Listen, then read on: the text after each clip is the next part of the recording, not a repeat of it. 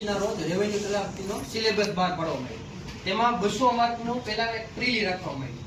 ત્યારબાદ 350 માર્કની મેન્સ, જેમાં 100 માર્કનું ગુજરાતી, 100 માર્કનું ઇંગ્લિશ અને 150 માર્કનું જીકે. સાહેબ, આ ભરતી છે એ છેલ્લા 10 વર્ષથી તો મહેસૂલી તલાટીની થઈ જ નથી. અત્યારે ભરતી લેવામાં આવી તો સાહેબ 1900 નો ગ્રેડ પે છે આમાં. હવે નાયબ મામલતદારની ભરતી લ્યો ઈ સેમ અને 1900 નો ગ્રેડ પે, ક્લાસ 3 ની ભરતી ઈ બે સેમ. તો સાહેબ ઈ શું કરવા માંગે છે એનો કોઈ અર્થ જ નથી. તાત્કાલિક સિલેબસ બહાર પાડી દેવામાં આવે એની રીતે. અને સીધું સાહેબ અત્યારે જોઈએ તો અમરેલી જિલ્લો તો પછાત જિલ્લો છે. ઈ લોકો અત્યારે જે મહેનત કરે છે, એટલા વર્ષોથી આ બધા વિદ્યાર્થીઓ મહેનત કરે છે, તો એ એમસીક્યુ બેઝ જ મહેનત કરતા હોય. ઈ લોકોને લેખિત કરવામાં આવે. અત્યારે આપણે જીપીએસસી નું જોઈએ તો જીપીએસસી માં જે મેન ઇંગ્લિશ છે એ ક્વોલિફાઈ માર્ક રાખવામાં આવે. આમાં મેન સબ્જેક્ટ ઇંગ્લિશ રાખીને એને મેન્સમાં ઇન્ક્લુડ કરવામાં આવે.